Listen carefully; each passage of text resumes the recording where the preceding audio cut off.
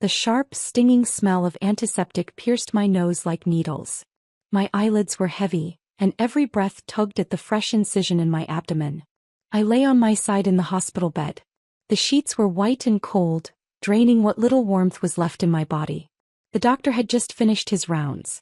His voice came muffled through his mask. "Ms. Walker, your surgery was a success, but recovery is no joke. You'll need someone to take care of you." My heart tightened. I forced a pale smile. "Thank you, doctor. I understand." I reached for the phone on the bedside table. My fingers were trembling icy cold. When the screen lit up, I found the familiar number and pressed call. The dial tone rang out, each beep like a hammer pounding on my already fragile nerves. Finally, the line clicked.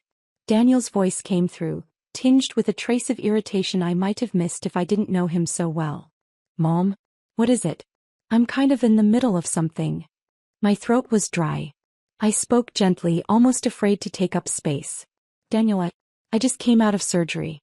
The doctor says I need someone to help me for the next few days." "Oh my God, didn't I tell you? I'm out of town on a business trip. It's critical. They really can't do this without me." His words came fast, his tone even faster, like he was in a race to get off the phone before I said anything else. "You're out of town? What a coincidence." My voice dropped. I felt my heart sinking like a stone in deep water. "When will you be back?" "No idea. Maybe 3 days. Maybe a week. Just hire a nurse. If it's too expensive, I'll send more money." He cut me off. His words came like bullets from a machine gun. "Mom, my manager's calling me. I have to go. Take care of yourself. Daniel." But the line had already gone dead. The cold beep echoed in my ear like a slap. The room fell silent. Too silent. Only the ticking of the wall clock echoed, tick tick, each one tapping on the hollow space in my chest. I instinctively opened Facebook. A bright red notification glared at me like a siren. It was Heather's newest post, one of those 9 photo collages. "Happy birthday to the best parents in the world. Wishing you health, joy, and sunshine every day," she'd written, syrupy sweet, above a set of perfectly edited photos. In the pictures, she had her arms linked with her mom and dad, smiling so brightly it outshone the flash.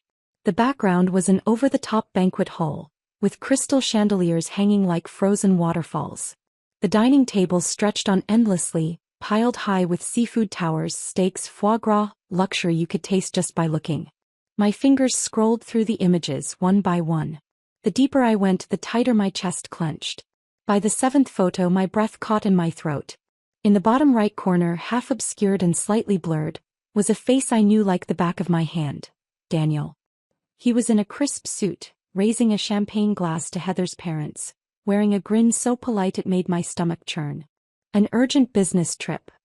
A project he couldn't walk away from. Every word from that phone call now echoed back, one after the other, slapping me in the face. So this was his business trip. This was the all-important project.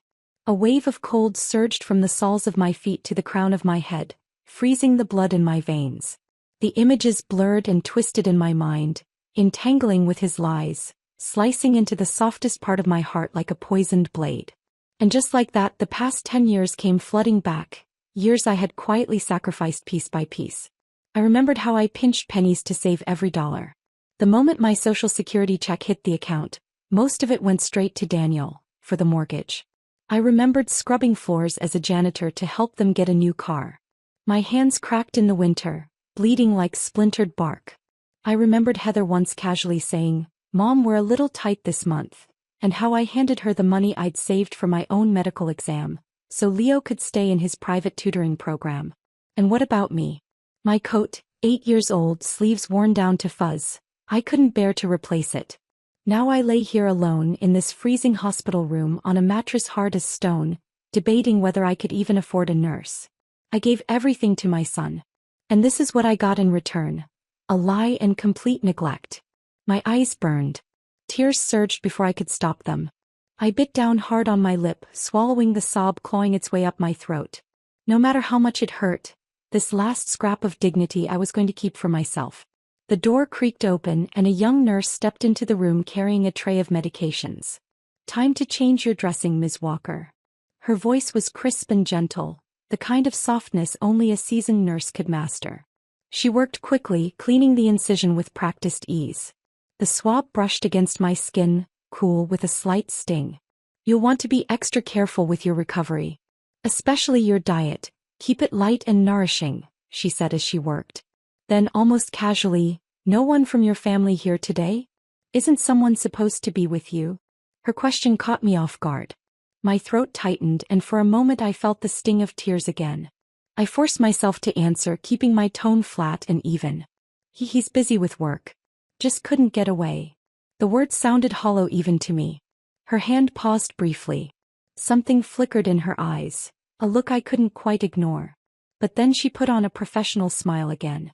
Work stress is real for young folks these days.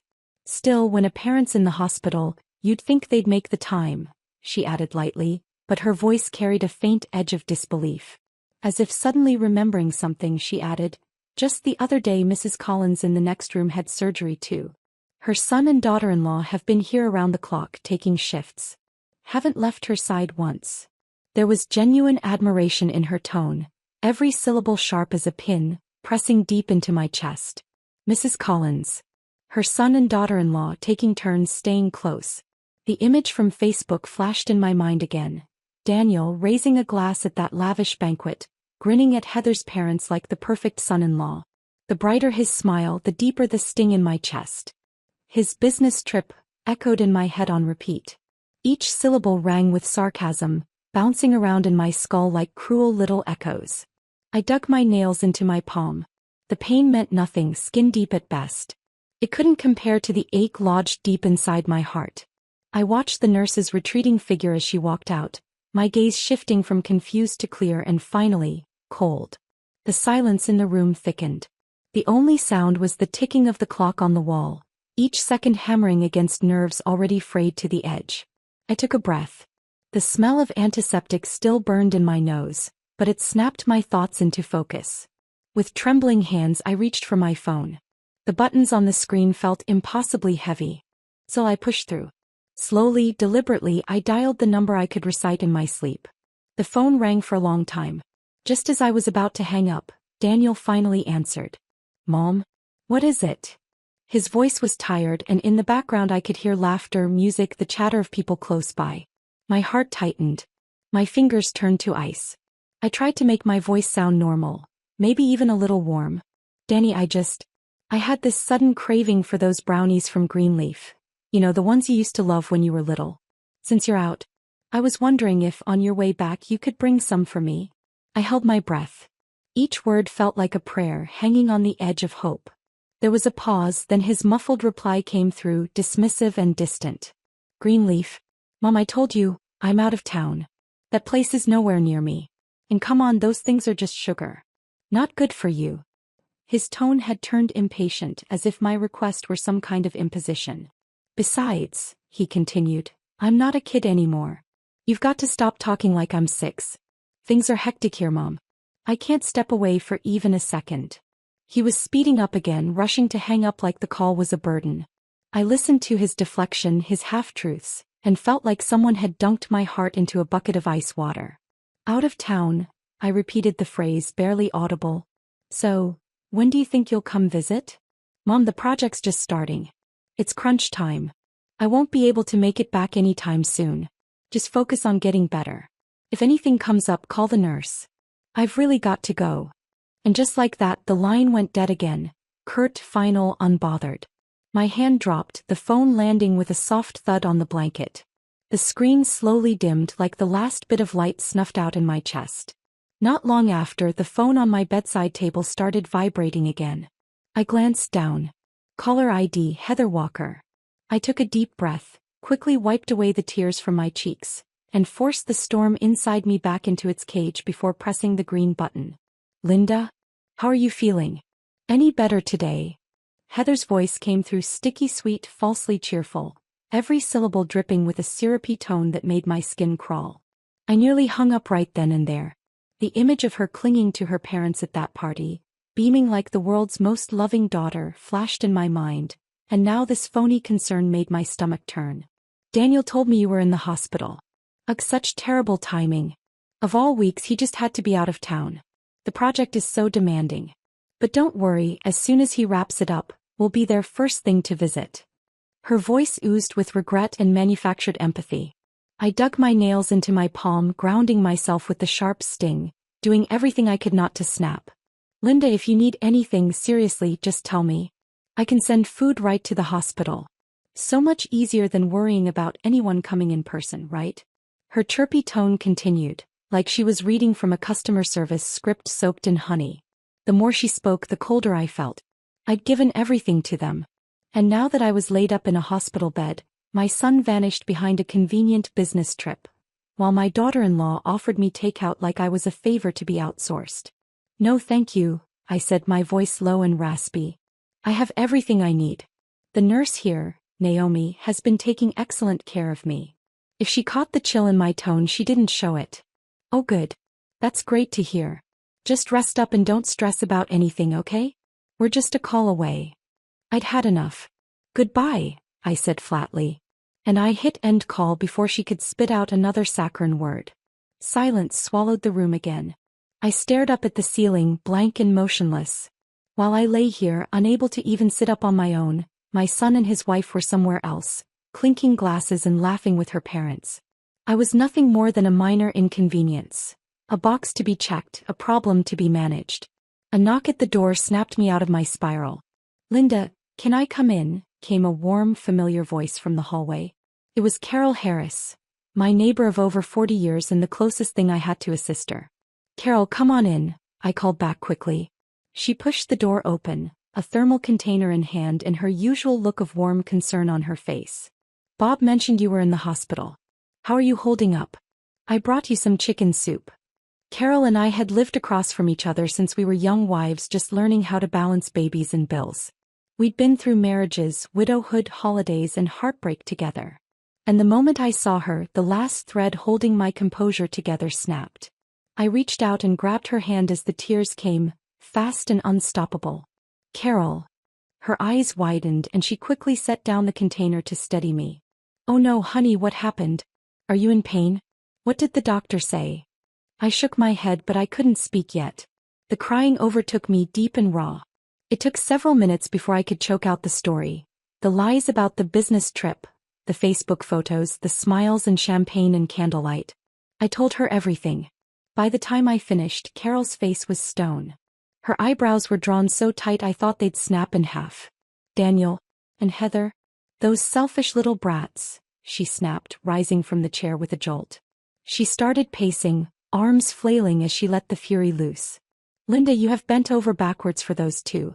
You paid their mortgage. You worked winter shifts cleaning houses so they could get a better car. You skipped your own medical checkups just so Leo could go to a damn tutoring center. And now this. You're lying in a hospital bed and they're off playing rich in a chandelier palace and feeding you lies. Her voice rose, practically vibrating with rage. I've seen dogs treat their owners with more loyalty. This is monstrous. I sat there, silent, letting the heat of her anger thaw the ice that had been building in my chest. She wasn't wrong. I had spent years pouring every ounce of love, money, and energy into that family. And what did I get in return? Lies. Neglect.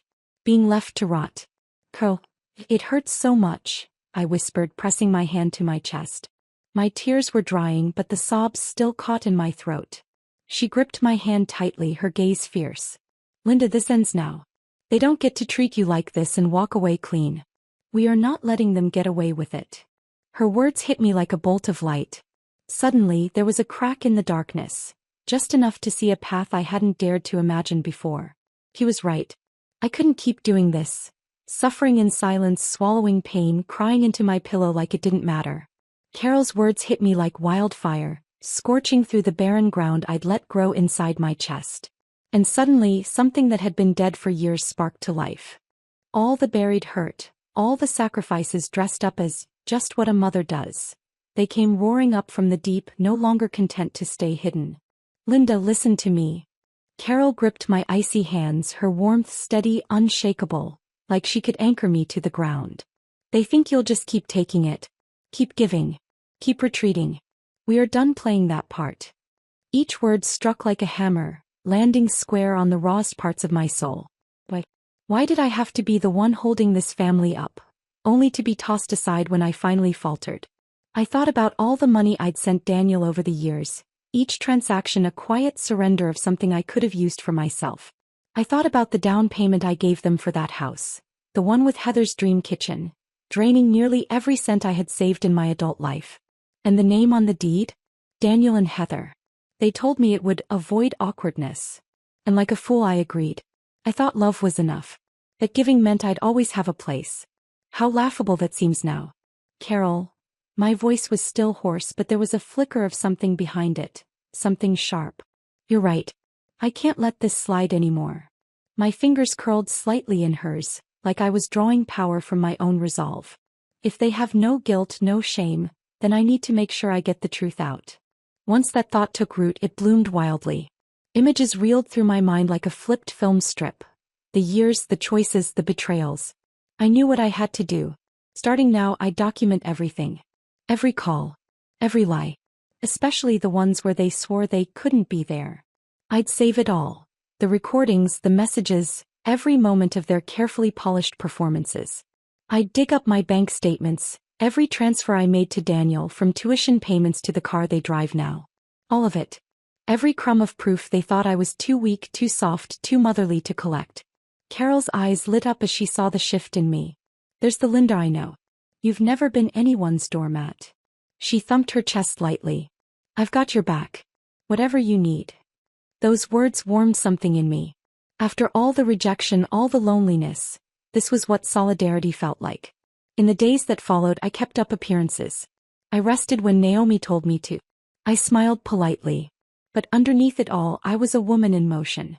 Every time Daniel or Heather called, I quietly tapped the record button on my phone. Even Naomi noticed the change in me, told me I looked different. Said my eyes were sharp again. Focused. He was right. And then one gray afternoon the door opened.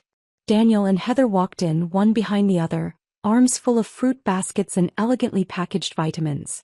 On the surface, picture perfect. Behind the curtain, rotten to the core. Daniel's hair was mussed, dark circles smudged under his eyes. The first thing out of his mouth was a dramatic sigh as he dropped the gifts onto the side table. Mom, I finally made it back. That trip killed me. Non-stop meetings. I swear I'm running on fumes, he said, giving his back a little stretch, eyebrows furrowed like a wrinkled newspaper. Heather followed close behind, flashing a smile so polished it could blind. You have no idea how much he worried about you. Every single night he talked about flying back early. She picked up an apple from the basket, pulling a paring knife from her purse like she was auditioning for America's Best Daughter-in-Law.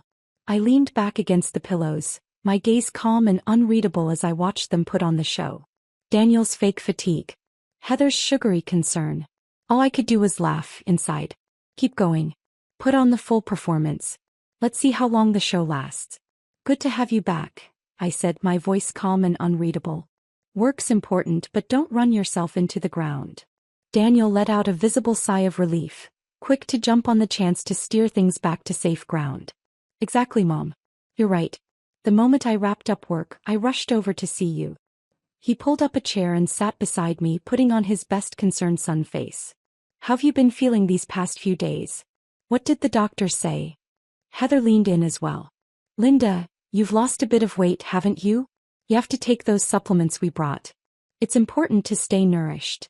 I looked at their faces for a long moment, then said quietly, a few days ago, I think I saw something on social media. Heather, was that your parents' birthday party?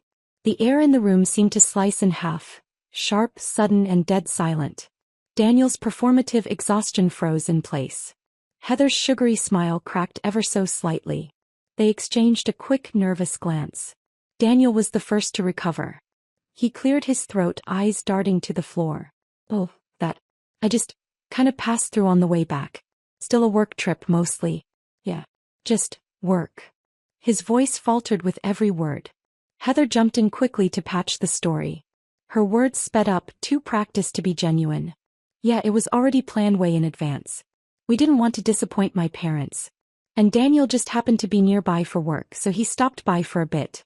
You understand, right? Her attempt to sugarcoat their lie made it all the more bitter. Every word scraped at me like sandpaper. I dug my nails into my palm again. That pain, trivial compared to the glacier lodged in my chest. I met Daniel's eyes. My voice dropped, icy and direct. Then why did you lie and say you were out of town and couldn't come back? That landed like a blade, cutting straight through their paper-thin charade. Daniel's face changed immediately. The phony smile vanished, replaced by visible irritation, a flash of anger just barely held in check. Mom. His voice was sharp now, rising with accusation. Why are you harping on this? We're family. Do you have to nitpick every little thing? We're here now, aren't we? Isn't that what matters? He looked at me like I was the unreasonable one. Heather stepped in, softening her tone, trying to redirect. Come on, Linda. You shouldn't stress yourself out. Right now your health is what matters. Don't overthink things. The message was clear. Stop being paranoid. But I wasn't. Not this time.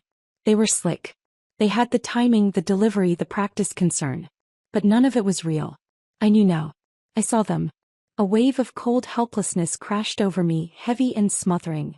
I thought, naively, that confronting them would spark a flicker of guilt. That they'd be caught, embarrassed, even a little ashamed. But no. All I got was Daniel's outrage. Heather's deflections. To them, lying to their own mother wasn't even worth a second thought. My heart twisted in my chest, the ache so tight it was hard to breathe. That first attempt at confrontation, crushed, dismissed, ignored. The room sank into silence again, tense and motionless.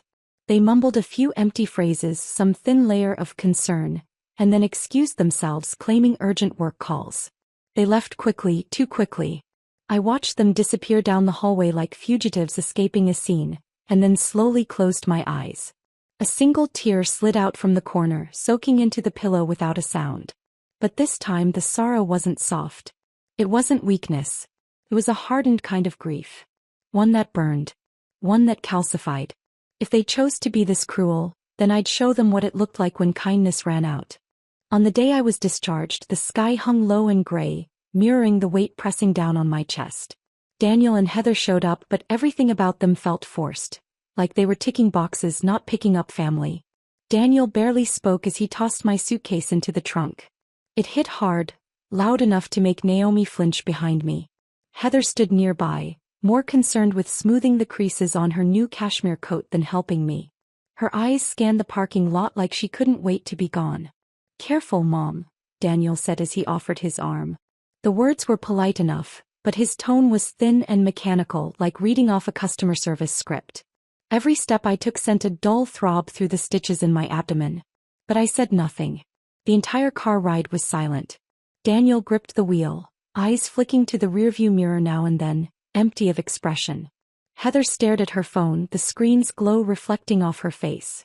She scrolled with dead focus, occasionally furrowing her brow or letting out a smug, silent smirk. I shut my eyes.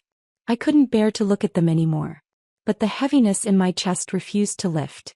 When we finally pulled into the driveway, Daniel popped the trunk and unloaded my suitcase with one swift, careless motion, letting it drop to the ground with a hollow thud. Mom, we've got to run. Something urgent came up at work, he said quickly, barely making eye contact. Heather chimed in without missing a beat. Yeah, we've been swamped lately. You just rest up, okay? Call us if anything really comes up. Then they turned and left. No hug, no second glance. Just the sound of Heather's heels clicking down the hall, sharp and quick, like she couldn't get away fast enough. I stood in the doorway, holding onto the frame for support, and watched them disappear around the corner. A chill climbed up my spine and settled in my skull. So this is what family looks like now. I opened the door. The stale stench of old pizza and dust hit me immediately. The living room was a disaster. Laundry piled high on the couch, snack wrappers and empty soda bottles littered across the coffee table. It was a shrine to carelessness. Dragging my aching body step by step, I made it to the fridge. I pulled open the door. Empty. Except for a few wilted vegetables slumped in the corner like they were trying to disappear. That's what my heart felt like, empty and cold. That night I lay in bed, the pain in my abdomen pulsing with every breath, every twitch. I couldn't sleep. And then I heard them. Voices coming from the room next door. It started off quiet but soon grew sharp, too sharp to ignore. Your mom is too much, Heather's voice pierced through the wall, high-pitched and mean. She acts like we're supposed to revolve our lives around her. She's not paralyzed, for God's sake. I've got my parents to look after too. At least they raised me. What, I'm just supposed to drop them for her? Her words slammed into my chest, squeezing the breath right out of me. Keep your voice down, Daniel hissed, his tone edged with frustration. If she hears you, it's gonna turn into a whole thing. So what if she hears? Heather snapped. Tell me I'm wrong. This house. She said she'd cover the mortgage. Now suddenly she's always got an issue. Always causing problems. Her voice turned cutting, every word like a blade. I clutched the blanket to my chest and bit down hard on my lip, refusing to make a sound. So that's what they were thinking. While I lay in a hospital bed, counting the seconds alone, they were counting the ways I'd become a burden. Heather's parents were her priority. Me. I was just an obstacle. Daniel. He just stood there. Listening. Not defending me. Not saying a single word. The tears came fast, soaking my pillow in silence. The worst kind of cruelty isn't the hatred of strangers. It's the coldness of the people who were supposed to love you. A few days later, I was starting to feel slightly better when it hit me, this month's mortgage. I'd always sent the money straight to Daniel. He handled the payments. I picked up the phone and dialed. Rang for a long time. When he finally picked up, his voice was tired and flat. Yeah. What is it? I steadied my voice. Daniel, did you pay the mortgage this month? Pause. Then came the half-hearted reply, dripping with guilt poorly disguised. I forgot. Work's been crazy. I haven't had time. No apology. Just excuses. As if I had no right to ask. I swallowed the anger bubbling in my chest. I'm still recovering and my account's tight this month. Is there any way we could delay the payment? Just until next month. I'll cover it then. There was a beat of silence. Then Daniel snapped. Mom, you promised you'd take care of the mortgage. You can't just back out now. We're tight too, okay? You not paying just makes things harder for everyone. I started to explain. But a rustling sound came from the background, followed by that all-too-familiar voice, louder than ever. Linda. Heather's voice screeched through the phone like a drill to my skull. You said you'd pay for the loan. Now you want to just stop? What are we supposed to do? Pull money out of thin air? We've got a kid. There's tuition, summer camp, art classes. What about that? You want to screw us over now? I shook with rage. My whole body trembled. My voice cracked, but I got the words out. You want to talk about burdens? Where were you when I was in the hospital? Lying to me, telling me you were on a business trip when you were actually throwing a birthday party for your parents? I'm still healing and all I asked was for a little time, a little grace. And this is what I get in return. I let it all out. The years of bitterness, the things I had swallowed down until they festered like open wounds. For 10 years I've never missed a single mortgage payment. My retirement savings? Almost completely drained into your pockets. Do you even have a shred of decency left? Then I heard it. A laugh. A cold, sharp, contemptuous laugh that crackled through the phone like ice snapping under pressure. Heather's voice came next, dripping with cruelty, her tone laced with the kind of venom that doesn't just sting, it poisons. You gave us money. So what? Isn't that your job? She sneered. Your money is Daniel's money. He's your son, isn't he? And once you're dead, it's ours anyway. What's the point of making a fuss now? Unless, what, you're planning to leave it to someone else. Your money is ours. That one line hit like a thunderclap, echoing in my skull, deafening and devastating. Every syllable seared into my chest like a brand, incinerating the last shred of hope I'd clung to, that maybe deep down they still cared. My knees buckled. I caught myself on the cold wall behind me, the chills seeping into my bones. So that's what I was to them. Not a mother. Not a person. Just a walking wallet. A slow-burning inheritance. Something inside me cracked. No burned, and in its place came a terrifying clarity. That was it. I was done. Done being the giver. Done being their doormat. No more quietly covering bills and begging for scraps of affection. No more. I stared at the phone, my eyes sharp as glass. It was as if I could see straight through the screen, through their pretty suburban lie, right into the black pit of their entitled hearts. My voice came out steady. I'm forgiving. Fine, I said. From today on, I'm done paying for that house. Not a single penny more. I have the records. Every dollar I paid toward your mortgage, the down payment, the renovations. I've kept track. Every dime you owe me, I'll be taking it back. And if it comes down to it, I'll fight for every last chair in that house. Silence. Total stunned silence. Then came Daniel's nervous stammer. Mom, what are you even saying? You're upset right now, that's all. You don't mean this. Heather's shrill voice crashed through, full of outrage. Are you insane? You volunteered. We didn't force you. What are we supposed to do now? Live on the street? I let out a small, bitter laugh. You really think I'm that stupid? I said quietly. That old and soft and blind? I've got news for you. I'm not your fool anymore. And then I hung up. No hesitation. No guilt. No looking back. This time I didn't cry. I wiped the last trace of tears from the corner of my eye, turned away from the phone and walked to my bedroom. I pulled open the bottom drawer of my dresser and took out the old leather notebook I'd kept for years. My ledger. My silent witness. Every transaction. Every transfer. Every receipt. Mortgage payments. Wiring confirmations. Loan disbursement records. I flipped through them like pages of regret, each one heavier than the last. Tucked inside were screenshots of unanswered texts from the hospital, timestamps from ignored calls, and photos from their vacations, champagne glasses in hand, plates full of steak and seafood, never once mentioning me. I pulled my hospital records and tucked them into a manila envelope. Each document a truth. Each truth a weapon. The next morning I knocked on the door across the hall. Patricia Johnson opened it. My neighbor, my friend. Nearly 70 and still sharp as a whip, a retired nurse with a mouth like a machine gun. The moment I told her what happened, she nearly launched her coffee mug across the room. Linda, you've been too damn nice for too damn long, she snapped. That son and his viper of a wife? They don't deserve you. Hell, they don't even deserve a mention in your will. I gave her a tired smile, part bitter, part free. Pat, I used to think keeping peace was more important than justice. That family meant biting your tongue. But now I know. Sometimes the people closest to you aren't family at all. Pat grabbed her purse and keys in one fluid motion. Let's go. Legal aid. We're not playing anymore. And so we went. Side by side, we walked into the legal services office our community center had recommended. The receptionist led us to a small glass-walled conference room where we met Ethan. A young attorney in his early 30s, sharp suit, clean demeanor, with a voice that carried both confidence and calm. He listened. Really listened. Didn't interrupt once as I laid out every detail. My illness, the lies, the money, the betrayal. He flipped through the documents I'd brought one by one, nodding, frowning. His fingers tapped against the table in thought. Pat sat beside me, her arms crossed, practically vibrating with fury. Tell me, Ethan, she said through clenched teeth. Does this look like the way a family should treat their mother?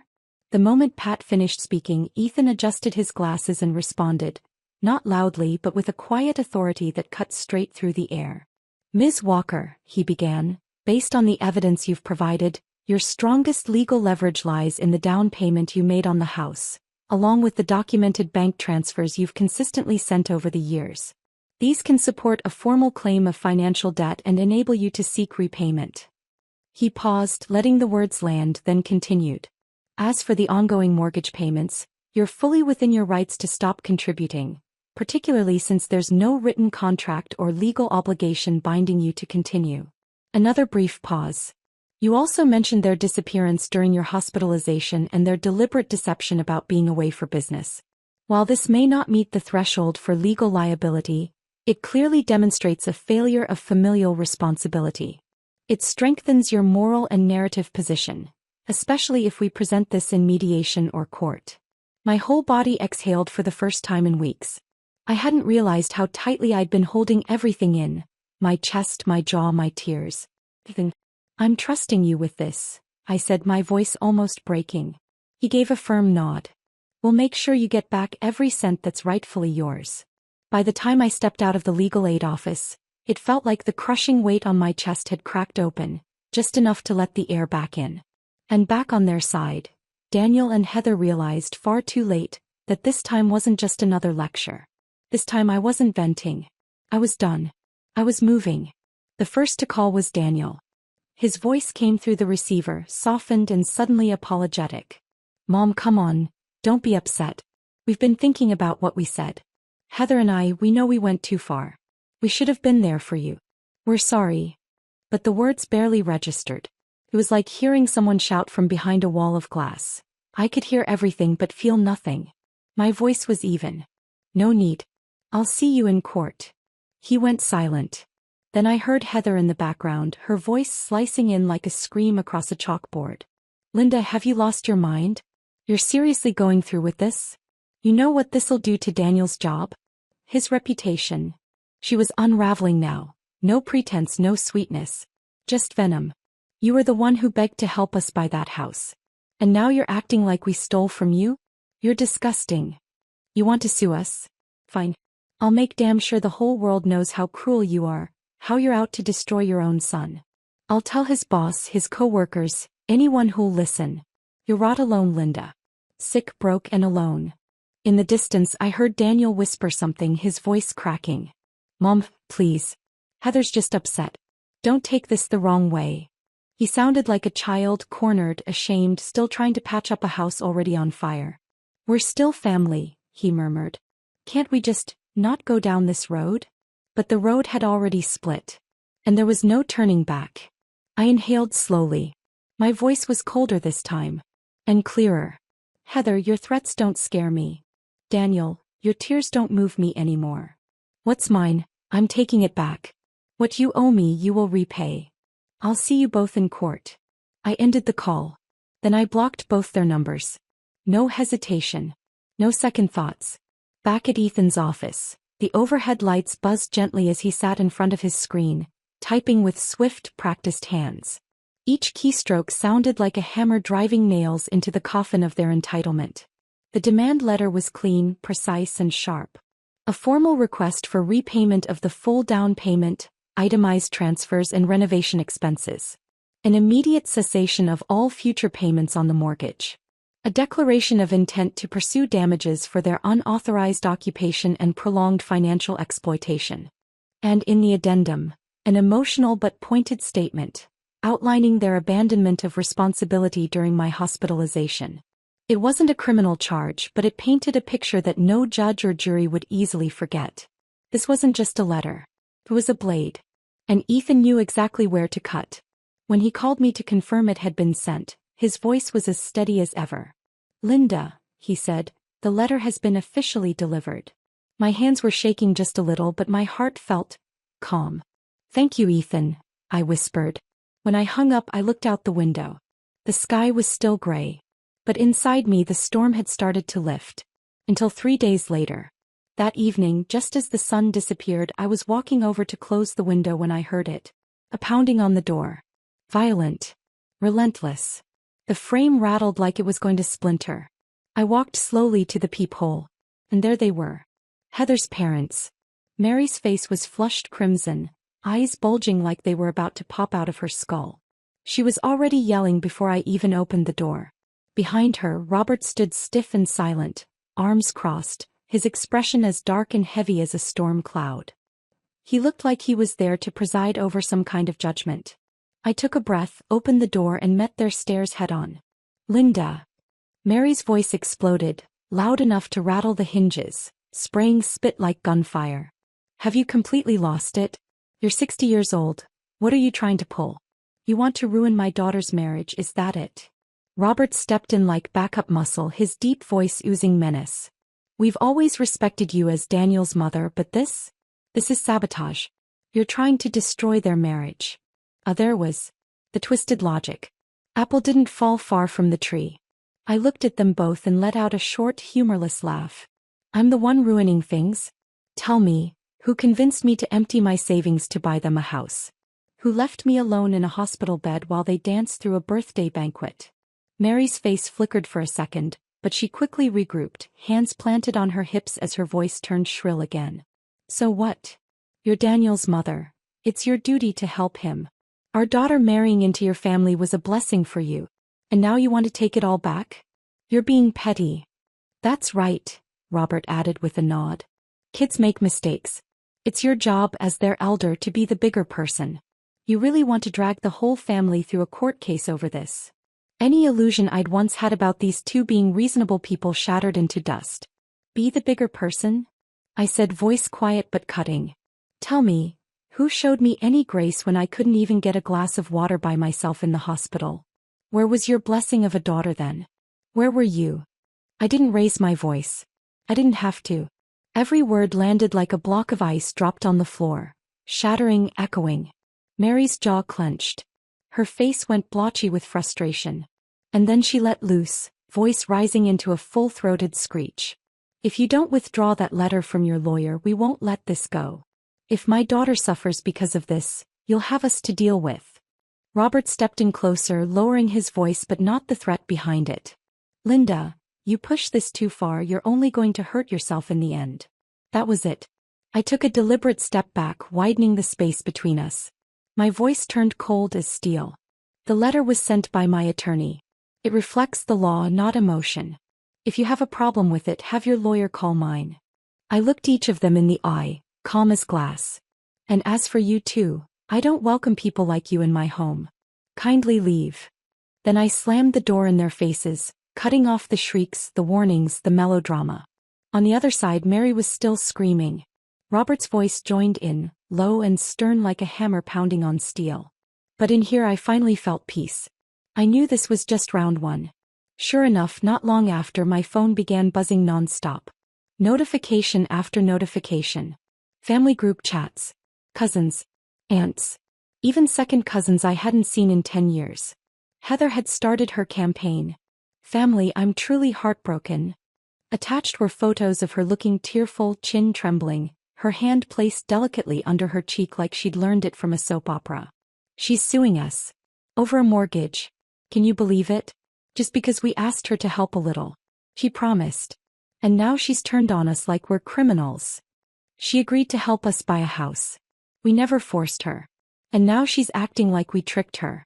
I'm just trying to build a life for my child, and now my own mother-in-law wants to destroy it. She'd cast herself as the victim. The martyr. A poor, helpless daughter-in-law attacked by her bitter old mother-in-law. And Daniel? Oh, Daniel played his role to perfection. Please don't be mad, Mom. Mary got emotional. She didn't mean to yell. Let's all calm down. We're family. There's nothing we can't talk out, right? The same weak, spineless nonsense. Trying to sound like a peacemaker while keeping his feet planted firmly on both sides of the fence. And the rest of the family? Hooked. People I hadn't spoken to in years were suddenly armchair therapists and moral philosophers. Linda, don't take it too far. They're just kids. Come on, dragging this to court? It's embarrassing. We're family, aren't we? Every single comment felt like a needle. Fine, cold, and precise. Not enough to draw blood. But deep enough to make me ache all over. I stared at the screen, at all those fake smile messages twisting truth into lies. A coldness began to seep through me, starting at the soles of my feet and rising all the way to the base of my skull. These people. Which one of them ever really cared about me? Which one even knew what it felt like to lie in a hospital bed, in pain, thirsty, alone, abandoned by your only son and the woman he married? I scrolled slowly, my fingertip hovering over the screen until it landed on the Leave Group button. No explanations. No defense. I had learned long ago, you can't talk music to the deaf. You can't describe light to someone who's chosen to be blind. Let them talk. Let them perform. I would show the world who the real villain was. I tapped mute. Then leave. The screen went quiet. And for the first time in days, so did my soul. But just as that silence settled, it was broken. A sudden loud pounding on the door. Urgent. Aggressive. Like someone was trying to break it down. I frowned. Robert and Mary again? I inhaled slowly, set my shoulders back and braced myself for another fight. But when I glanced through the peephole, I froze. It wasn't the in-laws.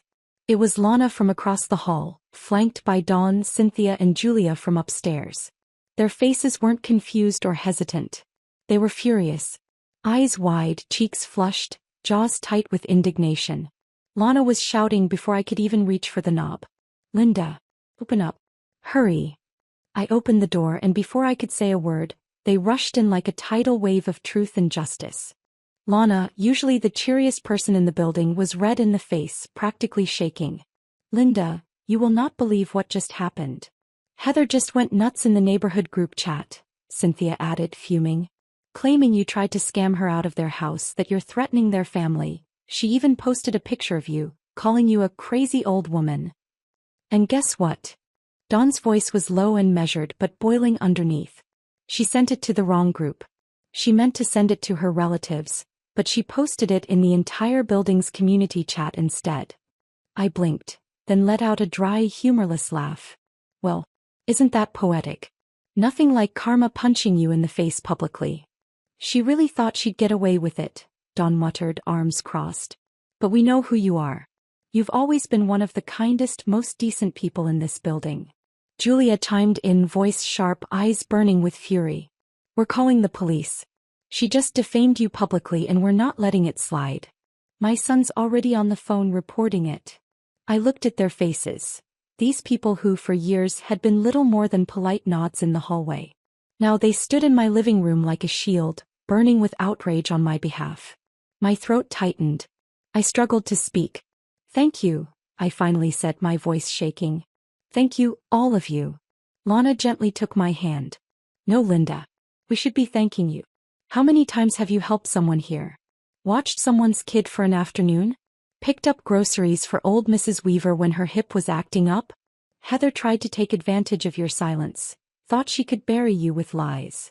But she picked the wrong woman this time, Cynthia added, sitting herself down firmly at the kitchen table. She patted my hand. We've talked it over. We're willing to write statements for the court. About how they treated you while you were sick. About what they're doing now. Lana pulled a folded piece of paper from her bag. Here. It's a draft of a support letter. I typed it up just now. You can edit whatever you want. I reached out and took the paper. My hands trembled slightly, not from fear but from something heavier. Something real. That paper, it wasn't just ink and words. It was proof that truth still had allies. That not everyone wore a mask. I looked around at their faces, sincere, determined, fierce. Finally, I let the tears fall. But they weren't tears of pain this time. They were the tears of someone who had survived long enough to be seen. I drew in a breath and stood tall. The kettle's just boiled, I said softly. Let's sit down. We've got plenty to talk about. I smiled, cold and certain. Because this time she's going to learn what it really means to trip over your own lies. 1 week later we stood in the hallway of the family courthouse. Ethan, dressed sharply in a crisp suit, stood at my side with a thick stack of documents in hand. Our complaint, exhibits, financial records, and the signed statements from my neighbors. All neatly organized, every page a testament to what I had endured, and how I had decided to fight back. Daniel and Heather arrived a few minutes later. Gone was the swagger, the smirking confidence. Their faces were pale and drawn. Heather in particular looked frantic, her eyes darting around the hallway like a cornered animal. Inside the courtroom the atmosphere was dense and deliberate. Ethan spoke with clarity and conviction, presenting each point with precision. When he finished, the judge turned to our file, reviewing each line, each receipt, each group chat screenshot and witness letter. Heather tried to speak, tried to twist the story. But the screenshots, her own words. The character testimonies, our neighbors' honest accounts. The bank records, irrefutable. They buried her defense before it even had the chance to stand. After a long pause, the judge spoke clearly and without hesitation. This court finds that the defendants exhibited significant misconduct regarding financial responsibility and emotional care. The funds provided by the plaintiff toward the home purchase and ongoing mortgage payments are legally substantiated and must be repaid in full. I gripped my hands gently, feeling the warmth of blood surge through them. My eyes burned, but I didn't cry.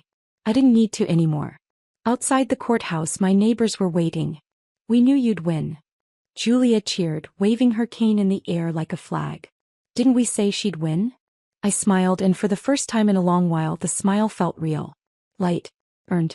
Behind us, Heather and Daniel disappeared down the courthouse steps. No tantrums. No excuses. No backward glances. They left like ghosts, finally forced to live in the world they built. Me. I walked forward. A few months later I sold the house, the one I paid for, the one they tried to steal. I used the money to start fresh in a quiet little town just outside the city. I rented a small room at the local senior center where I taught arts and crafts during the week. On weekends I walked by the lake, planted wildflowers by my window, and brewed cups of strong sweet tea in the late afternoons. One day I received a card in the mail. It was from Cynthia. On the front was a watercolor of two hands holding wildflowers. Inside she had written, "Linda, we're so proud of you." I ran my fingers over the ink and whispered softly, "Thank you. You're my family now." Sunlight poured through the window, falling gently across my face. For the first time in years I felt no weight on my chest. No invisible leash. No unfinished story. I had fought for myself. I had spoken the truth. And I had won. In the end, I wasn't just a mother who was used. I was Linda. A woman who said no, who said enough, and who finally said me. That was my victory. And it was mine alone.